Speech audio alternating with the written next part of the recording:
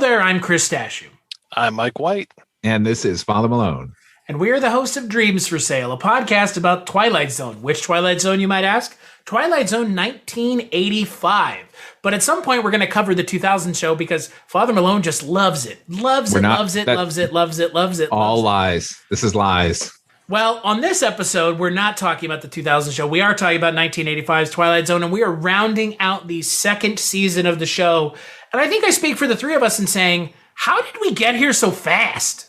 Yeah, blinding speed. It feels like we just started recording about the second season. It's like someone just jumped in a trash can and pushed it down a hill at full speed. We're just going down fast as possible, man. I think in this case, it was definitely that they, cut the season in half and said, we're going to save the back half for season 3. So no, that's fair. But it feels like it's still, these episodes are just flying by. Well, yeah. But, compared to season 1, it took a while. Yeah. Well, yeah. That's fair. So we're going to be talking about the final 2 episodes of season 2. They would have been put together at one point. They're not now, but we're going to talk about them as one. We're talking about Song of the Younger World and The Girl I Married. So Song of the Younger World is directed by Noel Black, written by Anthony Lawrence and Nancy Lawrence. It aired July 17th, 1987, and it stars Jennifer Rubin, Paul Benedict, Roberts Blossom, again, second time he's shown up on the show, and Pete Kawanko. Everybody's favorite, Pete Kawanko.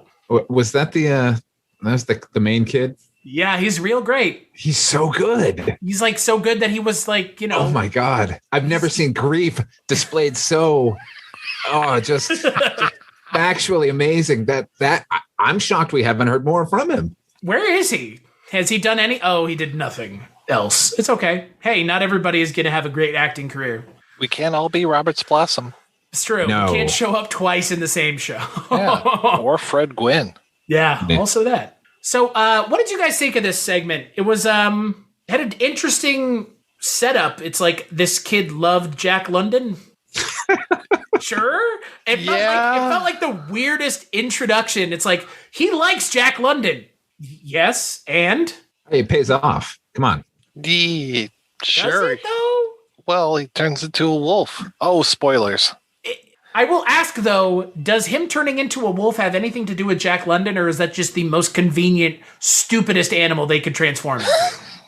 Well, there is like White Fang and all those things from the Jack London book, so I guess I can see that, but why Jack I don't get it, and I don't get that like ancient book of evil that she's reading from. I don't if you focus on it long enough, you'll see the door. I don't get why I said Fred Gwynn instead of Paul Benedict. I'm just completely confused. I was wondering about that. Yeah. I was too. I just assumed you were mentioning Fred Gwynn because Fred Gwynn's awesome. No, that's what. Tall man with a rectangular head. I'm just as God made me, sir. Exactly. The best Paul Benedict line of all time. Oh my God. But I will, what I will tell you? That door that they see on the page, I expected it to open and the dream worms to come out from Freddy's dead. Because that's all it looked like. Was that weird, like, ancient door in the 3D part that they tried to shoehorn into that movie. Because that would be appropriate here, given Jennifer Rubin's involvement. That's why I thought about it. Yeah. Jennifer Rubin, though, poor lady. This episode is a mess. I say poor lady to Jennifer Rubin because of how bad this episode is. Yeah. I mean, it just feels like they stuck a bunch of ideas in a blender, and this is what kind of came out of it, came crawling out, just going, we're somewhere in like a love story and the father doesn't like her and him, and I'm like, okay, we've seen that before, that's good, stick with that, it's a pretty tried and true formula.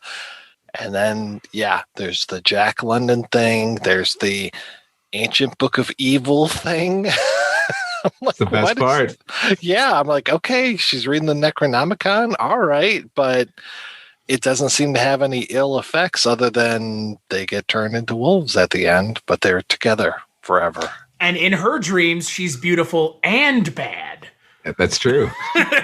God. What an extensive library this boys' reformatory has, huh? Yes. That they have the Necronomicon there. And nothing makes me hate a lead character more than watching them mutilate a book.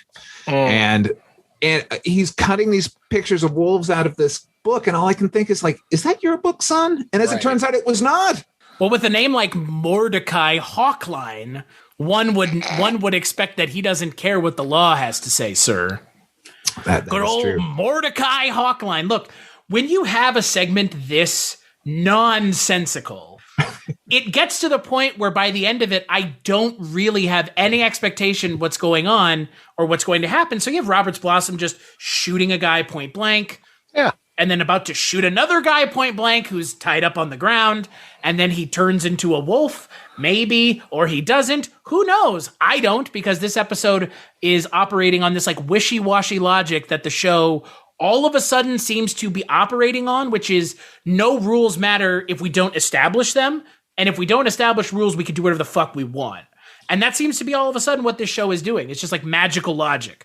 Like, of course, there's a book that can transform you into wolves. It's Twilight Zone. Like, rubber stamp with Twilight Zone, let's move on. It's really lazy. It feels like a bunch of writers came in second season after everybody else left, and they wanted to get their magical romance story out. And I don't know what was in their head that they thought that this was in any way interesting. That it's very writerly with the Jack London thing, and you know, the sort of overbearing religioso reformatory warden. Which, by the way, if by the end, he's pretty convinced that this kid is a Satanist or a minion of evil in some way. So when he goes to aim at the kid and sees the supernatural thing happening, why wouldn't he just pull the trigger immediately? Like, that might have actually redeemed the episode in my mind, where the kid has proven that in this guy's mind that he's a Satanist, and he shoots and kills him, and he doesn't get to go to the other world. But good Lord, just, you know, I don't know. Occasionally we get episodes where I feel like these are people who have no business writing speculative fiction. They're just telling whatever story they would have told on any series, and they just throw in a magic book, and there it is. Yeah. And to your point, it feels like some sort of an exquisite corpse where those writers came in. One guy started the story, had to run out for some cigarettes. Next guy started going for it. I think my favorite thing is at the end, they're like, Paul Benedict's like, they're going somewhere where you can't hurt them. Like, yeah, except for the fact that they're turning into wolves. Yeah. Are they magic wolves? Are they wolves of the earthly plane? Because if they're wolves of the earthly plane, history would suggest that being a wolf is pretty target painted on your back for a lot of reasons, be they real or perceived a la werewolves. So I was kind of, again, I assume that they're being transported to some magical plane, but again, because the show doesn't take a stance, I can't take a stance either, and I'm not going to do the work for the show, because that's not our job. Our job is to critique it, not fill in the blanks, or try to make it into something somewhat halfway intelligible. So, did you catch Paul Benedict's character's name? Hokey. Perfect. There it is, everybody. That was the whole episode. I mean, I caught it because they said it a million times. Is Hokey is Hokey a person's name, or was that a job? I think it was his name. I've never. Yeah. I don't know what I've never hoked before. Yeah. Well, I don't never heard anyone named a Hokey before. So, did you say Hoke Mosley? Yes. Yeah. Okay. Good. I'm trying to reference anything better than what we had to watch. Right. Well, Mike already beat us to it with Paul Benedict's line from Spinal Tap. So yeah, there you which go. I quote more often than I would like to admit. I'm just God made me, sir. Who is this fruit? This old fruit. I mean, Jesus Christ. I mean, I have no frame of reference for Paul Benedict other than that scene in Spinal Tap. I've never seen any of the Jeffersons. I've seen him on Sesame Street, but as a child. So if I would go as far as to say that he has better things to do than be on this show with how poorly his character is written. Yeah. Give him a full episode. I mean, I love the guy. Yeah. Him and Roberts Blossom got one of the better episodes of the entire series in season 1. And goddamn him, because he walks on screen. I'm like, oh, I get excited. Like, it's been bad up until he walked on, but now he's here. And like, oh man, he can't even save it. Nope. Nothing could save this. I wouldn't classify this as like one of the worst segments we've seen, but it's just so forgettable. Truly. Yeah. And the second to last time we're going to hear Charles Aidman do the narration. God damn it. Which is a real shame given what we get out of Robin Ward. Yeah, we'll talk about that. Oh, boy. So do we want to move on to the next segment? Please. Yes. As if it's going to get any better, let's talk about The Girl I Married. It has been said the 80s are just the 60s 20 years later. The costumes may change, but the cast remains. The arrogant, the radical, the naive and the cynical, the misplaced and the spaced. Each a stage in the growth of a generation as it treads the tail end of the 20th century on a long journey through the Twilight Zone. So The Girl I Married is a story about fucking your wife while not fucking your wife, while your wife's fucking you, but she's not fucking you. It's written by J.M. DeMatteis. It's directed once again by Philip Daguerre because I guess he was bored. It stars Linda Kelsey. They're running out of money at this point. Yeah, it stars Linda Kelsey, James Whitmore Jr., and Dennis Patrick. And as I kind of led on at the beginning of us talking about this episode, James Whitmore Jr. plays a man, a yuppie, who's married to Linda Kelsey's character, and they're falling out of love. They're remembering the days of past, of how they used to be. And all of a sudden, the next day, James Whitmore's character sees his wife from the pictures in the park. My wife. I like. Great success.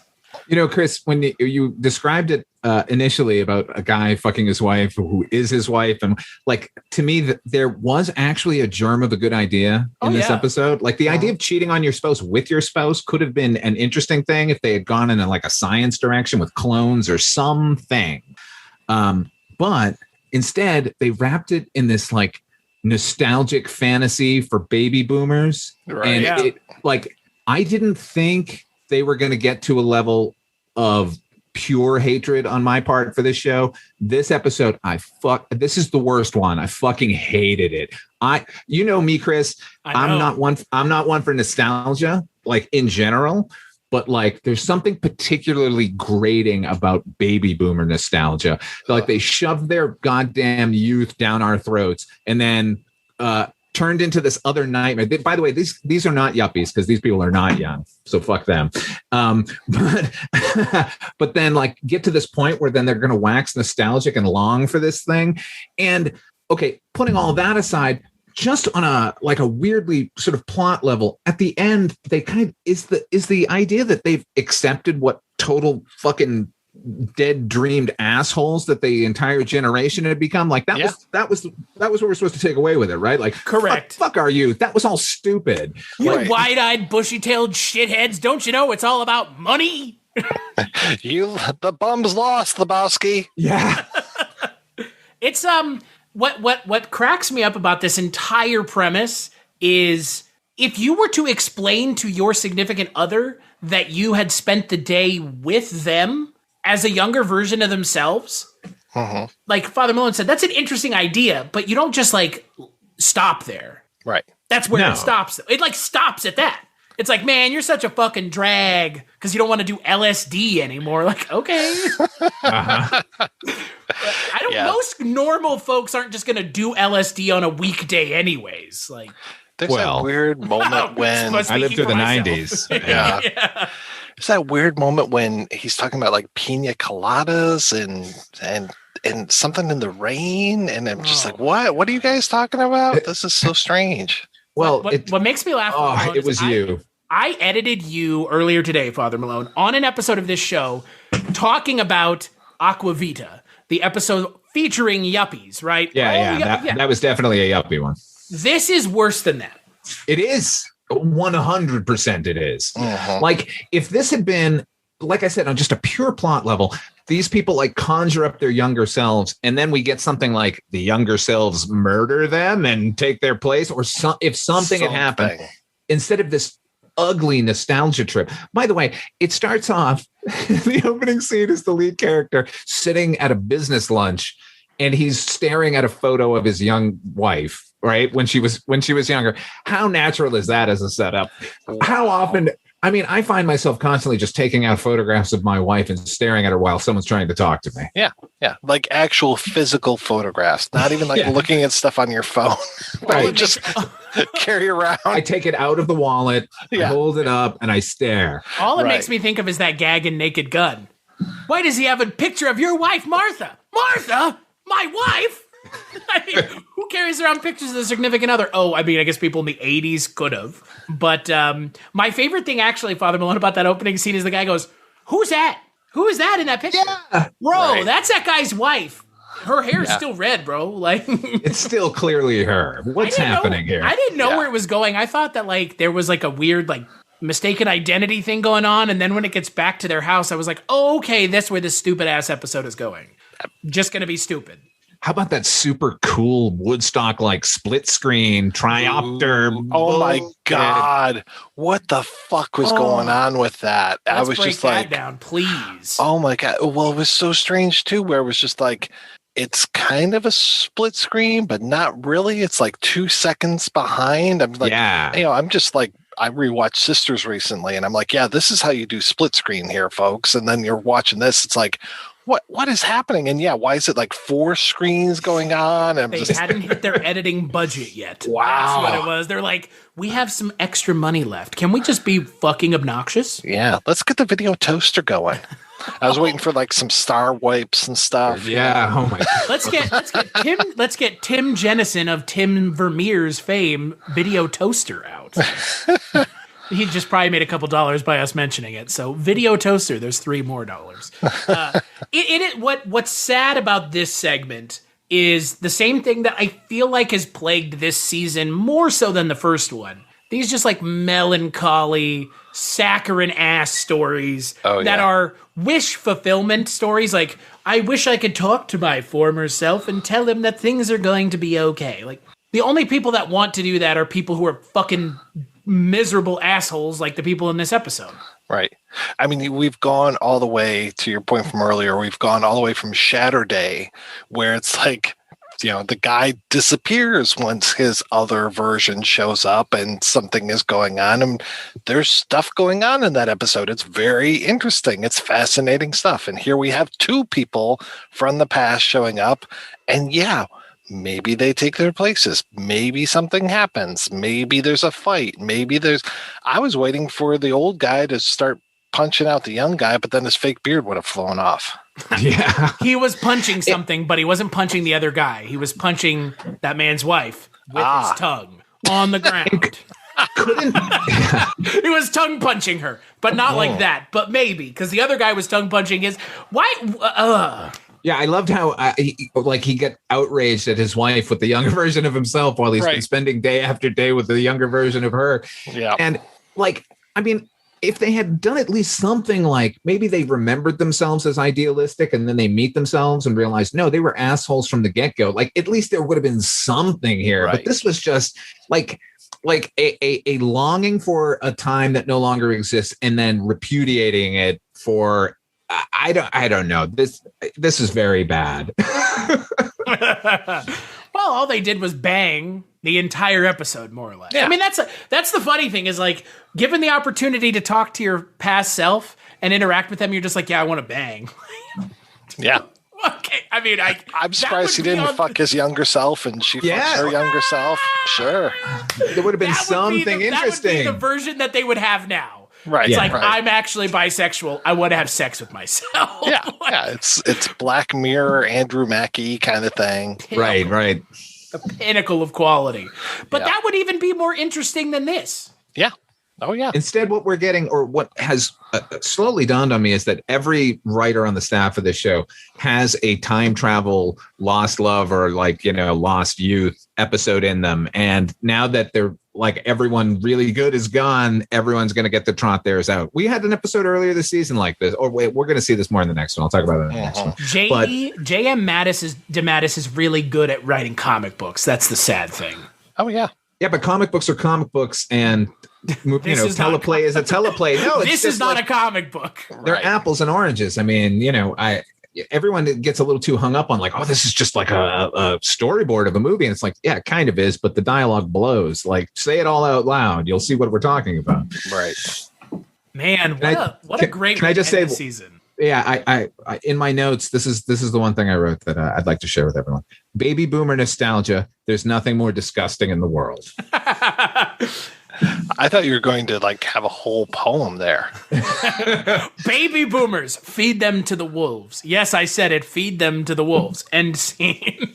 I mean, look, ultimately at the end of the day, like, let's not kid ourselves. The baby boomers are the reason we're in the situation we're in financially in so many ways. So yes, watching a nostalgic waxing wistfully about your lost love means go fuck yourself to me.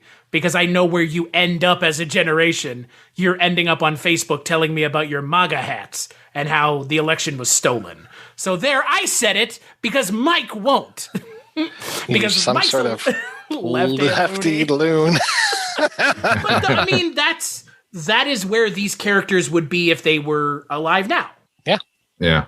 I'm not. And what's funny is the thing that they end up sort of discounting are the only good things from their generation, which was the sort of cultural things, and that the shift away from sort of conformity of clothing and whatever, like all the good stuff that still remains from them. This episode is saying like that was all crap.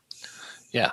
But yeah, to your point, I would have loved like he meets his younger version of his wife, and yeah, she's all about boning, but then she starts talking about like fucking crystals and drugs and just like, hey, yeah, let's just do our thing, man. Let's and suddenly she becomes like one of those horrible girls from Once Upon a Time in Hollywood, where you're just like, get out of my car. I don't want your stinky feet on my dashboard. Thank you very much. I like how she says, the older version of herself says, I used to look like a bag lady. Really, bro? Really, bro? Really? You used to look like a bag lady? Right. Oh, yeah, because there's nothing worse than the homeless in mid-'80s. Right. Well, and now, to be fair, because who doesn't hate the homeless but every major city in this country when they take away benches for them to sleep on? Yeah. Or put spikes on them. That's the best. That's even better. Give them somewhere to sleep, but make it inhospitable for them. Yeah. This segment, for whatever reason, like you've said, Father Malone, it really rubs me the wrong way. More so than a lot of the other baby boomerish nostalgia episodes have. And I wonder if with like the newer stuff 20 years from now, 30 years from now, 40 years from now, how it'll be received. Maybe the same way. I can't imagine it won't be. Look, nostalgia has its place and it can be done skillfully and artfully, and you can get something from it. But so far, what this series has shown us as far as traveling down the nostalgia avenue is it's all bullshit. Please don't do it anymore. Yeah. Boy, that should be the tagline for this season. This is all nostalgia. Stop it.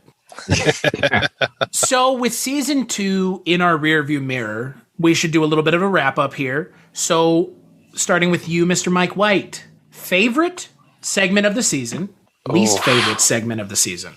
That's tough, man. Because this season, like you're saying, it feels very short. I guess it has to be Saucer of Loneliness, going all the way back to that episode with Shelley Duvall. That one actually really hit home. That one, and I'm going to also say I actually liked the Convict's Piano quite a bit because it was short and sweet, told a nice little story, and you got Norman Fell in it. What you, Father Malone? I echo that. Definitely Saucer of Loneliness. Like I thought that was what I want from the Twilight Zone, particularly what I wanted from this new version of the Twilight Zone. There are a couple others that I liked. I think are still passably good. Even the Elvis one I think is fun in its own bizarro way. But we just watched and we're talking about my least favorite episode of the season. It was just utter garbage.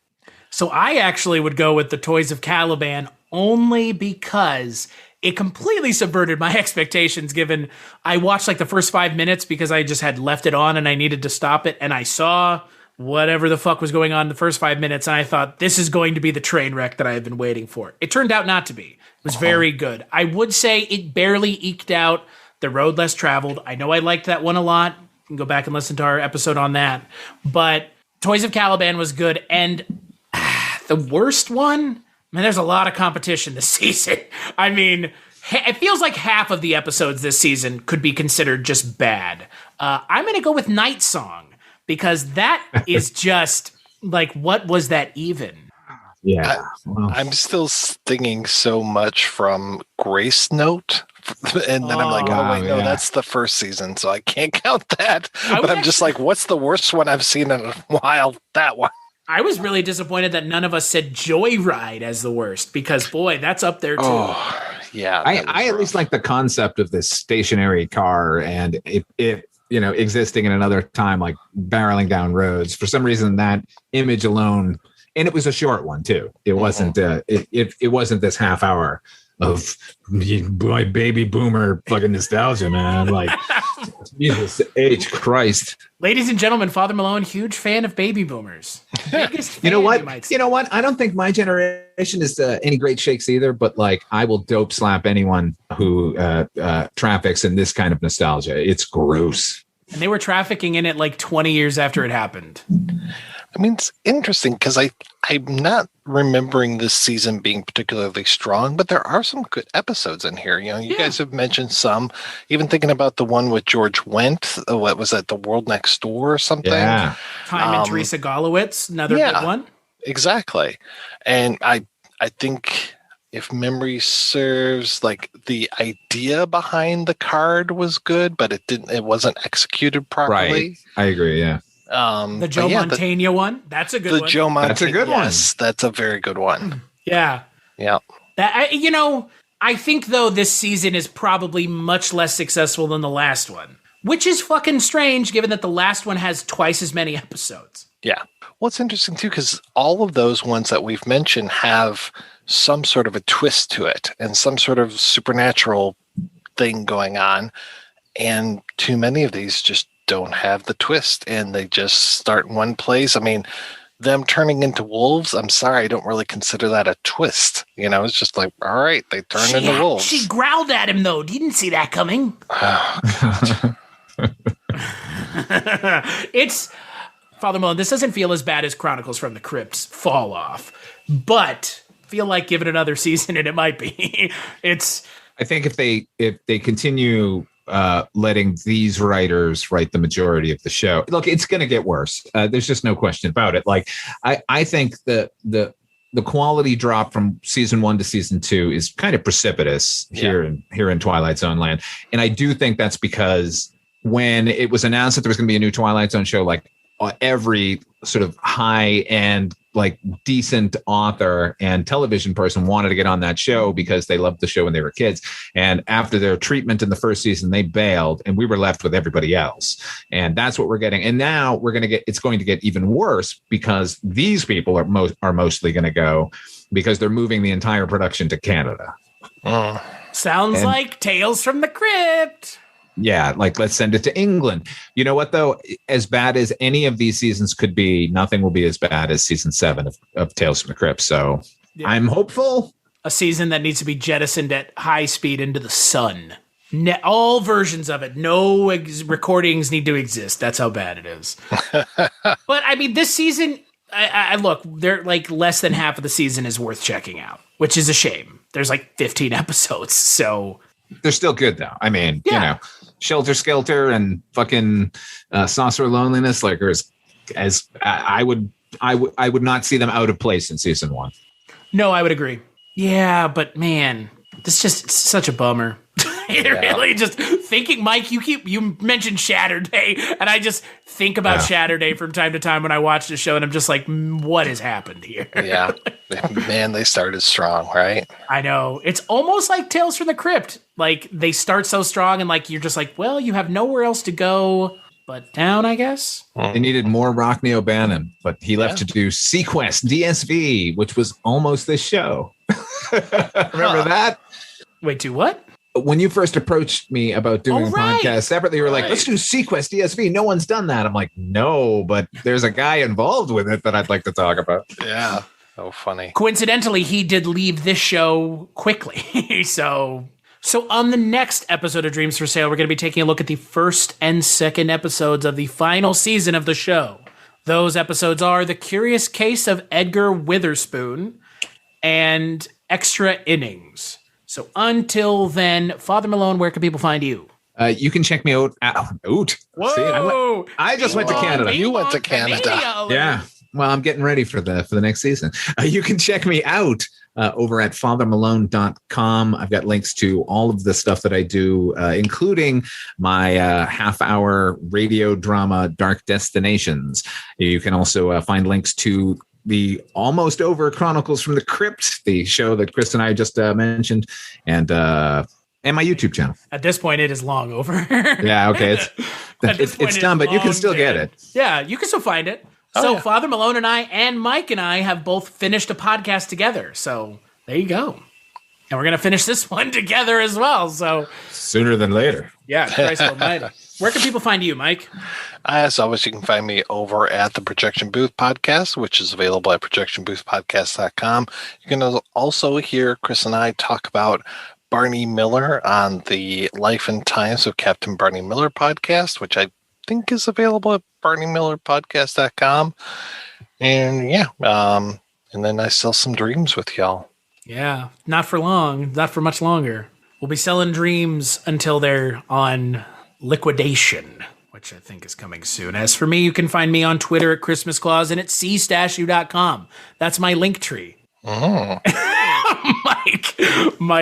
Mike lamenting how dumb link trees were.